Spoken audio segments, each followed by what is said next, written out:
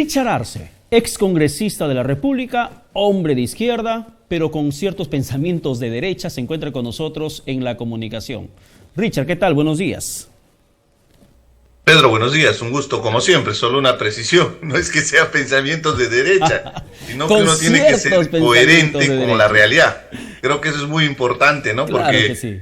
Creo que nos está llevando los extremos, la derecha y la izquierda nos está llevando de los cabellos, haciendo tal vez la analogía, aunque yo no tengo mucho de hablar de cabellos, pero es desesperante lo que están haciendo y tenemos que mantenernos coherentes, consecuentes con las necesidades y sobre todo las expectativas que tiene el país. O sea, basta ya de que nos estén llevando de un lado a otro lado los extremos que hacen mucho daño, ¿no? Y eso es lo que hemos visto justamente esta semana. ¿La presencia de la presidenta le hace daño al país? De toda la clase política en su conjunto, ¿no? Y yo resalto más ahí el tema del Congreso de la República, porque no son capaces de ponerse, ahí tienen la responsabilidad del Ejecutivo, no son capaces de ponerse de acuerdo para que puedan buscar una salida. Los políticos, Pedro, no entienden algo muy importante, creen que una elección es la entrega de un cheque en blanco y que ellos pueden hacer lo que se les venga en gana durante su periodo. Estamos en democracia, no estamos en un periodo absolutista, monárquico, donde ellos son reyesuelos, ¿no? Y hacen lo que quieran. No, ellos tienen que rendir cuentas. Y cuando rinden cuentas, la gente, si está de acuerdo, le da su aprobación. Y evidentemente en todos los gobiernos va a haber un alto nivel de desaprobación, pero no los niveles que el día de hoy tenemos, ¿no? De un solo dígito. Es ínfimo, la aprobación está por los suelos, entonces están perdiendo legitimidad. Y eso es riesgoso. En ese escenario, lo que deberíamos tener es que los políticos se pongan de acuerdo, que planteen una propuesta para salir de esta crisis. Evidentemente el adelanto de elecciones era lo más consecuente, pero ni siquiera se dan el trabajito de plantear alternativas, ¿no? Bueno, se quieren quedar hasta el 26, ¿qué le plantean al país para que esto sea sostenible? Eso no hay, pues, Pedro, ni de Dina Boluarte en el Ejecutivo, y menos del Congreso de la República, que ya hemos visto que están más imbuidos en el boato, los cuadros para el recuerdo, ¿no? Para quedarse supuestamente en la historia, pero en la historia de la deshonra será de este Congreso de la República que marcará nuestra historia, ¿no? Pero Richard, ¿por qué crees tú que la presidenta dijo que ya no hay elecciones adelantadas? Que ese tema ya es cerrado. Y me hizo un poco rememorar este programa Talk Show de Estados Unidos, donde dicen, caso cerrado, golpea la mesa con un martillo. Un poco más la presidenta hace eso, cuando dice, el tema es un caso cerrado. Nos quedamos hasta el 2026 y sobre todo habla en nombre de la democracia y que con responsabilidad van a gobernar. ¿Qué impulsó a la presidenta a tomar esa decisión? Pedro, eso es justamente la falta de sintonía, ¿no? Ese tipo de expresiones, porque yo recuerdo muy bien que en plena conflictividad, desde el Ejecutivo eran uno de los principales argumentos en la propuesta plantear el adelanto de elecciones, inclusive decían para este año, ¿no? Sí. Y discúlpame, o sea, yo no estoy pecando de infidente, soy muy respetuoso de los espacios que tal vez en algún momento se dieron, ¿no? Yo asistí a unas reuniones con justamente la presidenta y en la conversación evidentemente estuvo centrada en ver el mecanismo para plantear el adelanto de elecciones sabiendo que el Congreso no quería. Lo que se tenía claro en esa mesa era que el Congreso no iba a aceptar el adelanto de elecciones. Entonces, desde el Ejecutivo, ¿qué se iba a hacer? Por eso nos invitaron y les planteé algunas estrategias. Evidentemente no las escucharon, ¿no? Ni menos las aplicaron.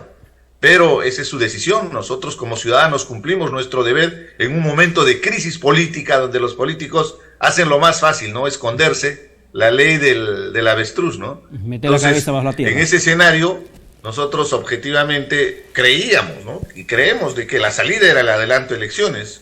Ahora que salga con ese tipo de argumentos, en realidad, Pedro, provoca a la población y le da argumentos a sectores radicales.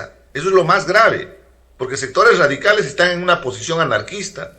No es una locura que un sector en Puno esté hablando de secesión. Eso no se ha ido, eso está latente. Entonces, ¿qué tienes que hacer tú como autoridad? A esos sectores tienes que mostrarle una propuesta más bien de integración, de unidad del país. Ahora, con ese tipo de mensajes, les das alas, pues, los empoderas, porque le dicen, mira, ahí está, ya ve, ella no está sintonizando con el país y ahí empieza todo el discurso de medias verdades, ¿no? Que utilizan mucho sectores radicales para que después aprovechen y nuevamente se exacerben las emociones y lleguemos a extremos de confrontación, ¿no? Pero no es la continuidad de un discurso triunfalista de la presidenta, porque hace 2 viernes atrás dio este recuento al país de sus 6 meses de gobierno, en la cual nos pintó un país que todo el mundo se preguntaba, ¿realmente habla del Perú? Porque hablaba de una situación de crecimiento, una situación de estabilidad social, de paz social, de recuperación de empleos, de inversión pública, de intervención en tema de inseguridad ciudadana, en el tema sanitario, con la salud, con el tema del dengue a nivel nacional. Pareciera ser que no estaba hablando del Perú que todos habitamos. Y ese mensaje muy triunfalista, alguien le vendió a la presidenta y ella se la está creyendo.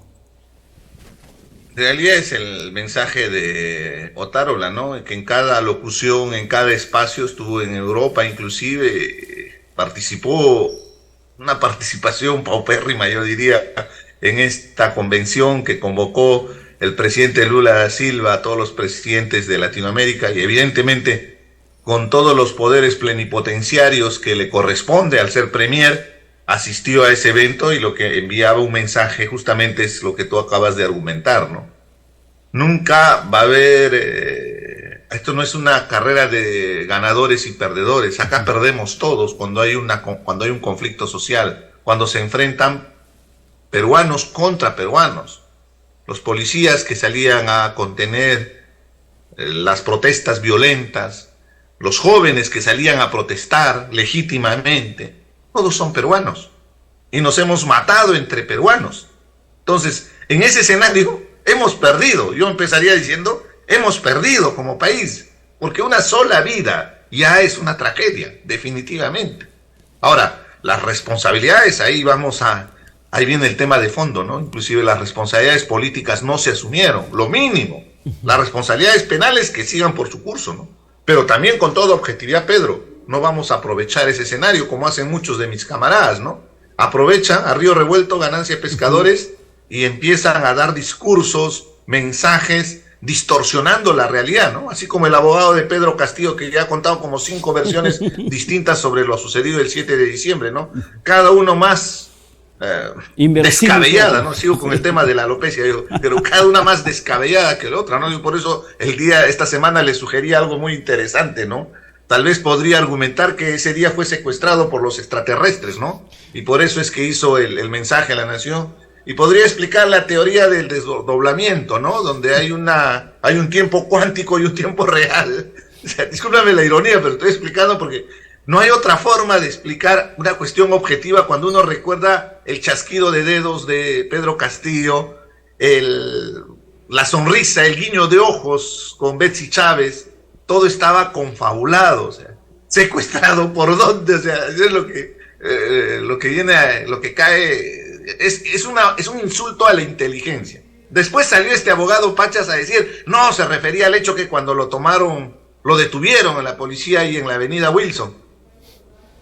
Discúlpame, Pedro, todo ese tipo de argumentos justamente son los que da pie cuando no se tiene una posición firme. Quieren construir una narrativa distinta y para eso se han prestado, lamentablemente, como caja de resonancia los presidentes de Colombia y de México, y que sí tienen un espacio que están queriendo distorsionar, ¿no? Entonces, ojo, seamos lo más objetivo posible. Estamos siendo críticos definitivamente con el gobierno, críticos con sus mensajes triunfalistas, cuando más bien su mensaje debería ser de reconciliación nacional, de convocatoria, de humildad, de a veces también saber pedir disculpas, pero no de boca para afuera, sino con gestos. Si fuera el premier, yo estaría hoy día, este domingo tempranito, estaría en Puno, en una comunidad. Yo sé que me van a insultar, hasta de repente me van a querer agredir, pero ¿sabes qué? Hay algo que tiene nuestro pueblo delante, porque yo vengo del sur. Nuestro pueblo te va a recibir, te dirá la vela verde, pero te va a escuchar. Inclusive, fíjate, eso es algo que a mí siempre me chocaba, es un tema intercultural, ¿eh? Cuando en Andahuaylas, yo soy andahuaylino, había paro, mis hermanos hacen el paro y son bravos para hacer el paro, pero cuando viene la mesa a dialogar, inclusive le hacen presente un regalo, como un gesto, no de estar sintiéndose menos, ¿no? Sino como un gesto de abrir el espacio. Entonces, si tú realmente quieres solucionar el problema, al toro por las astas, pues. Enfrenta, pues, el problema. Y yo creo que así se podría tal vez distender el ambiente, porque al final yo vengo del sur, la gente quiere trabajar, está desesperada. Sí.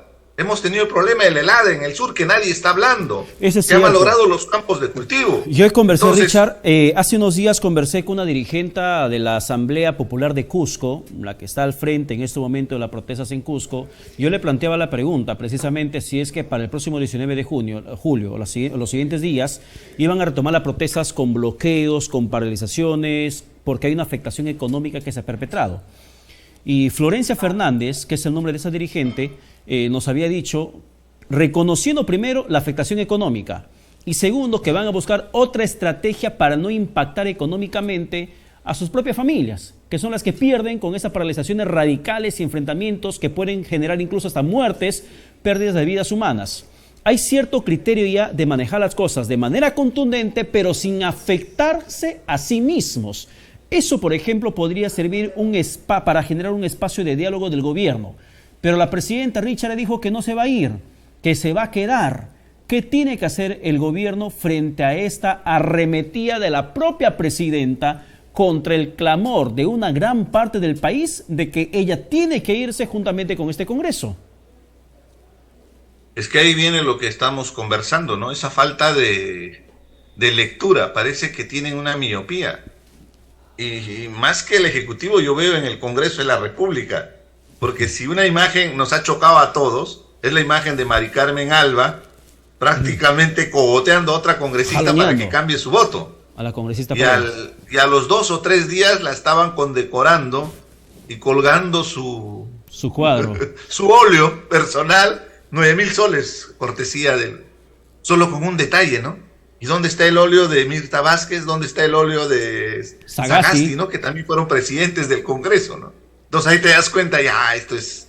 No, pero la señora, es muy triste, ¿no? Me da mucha pena porque la conozco, le tengo mucha consideración, pero es otra persona a la que yo conocí en el Congreso de la República, ¿no? Lamentablemente el poder es así, pues. No sé qué tendrá el poder, ¿no? No sé si transforma a las personas o las muestra lo que como son realmente, ¿no? Claro. Entonces creo que es un viejo adagio, ¿no? Entonces, a lo que voy es, vayamos al tema de fondo, ¿no? Y no solo eso, ¿no? El Congreso blindando a los niños, blindando a los mochasueldos esta semana, y el mensaje es contundente, ¿no? Porque no son 10 mochasueldos, te apuesto que ahí pasan los 40 mochasueldos, porque eso es creo que una especie de práctica de parlamentaria. Entonces, ¿qué le están diciendo? ¿Sabes qué? Sigue mochando sueldo, no pasa nada. Acá te vamos a blindar, Otorongo no come Otorongo, ¿no? Es escandaloso, pues. Inclusive a la propia Luciana León, que no tiene nada que ver, le sacaron el tema de organización criminal. Y fue asqueroso como yo vi en el Pleno, porque yo he participado activamente en la subcomisión, en la comisión permanente cuando era congresista, y sé del procedimiento.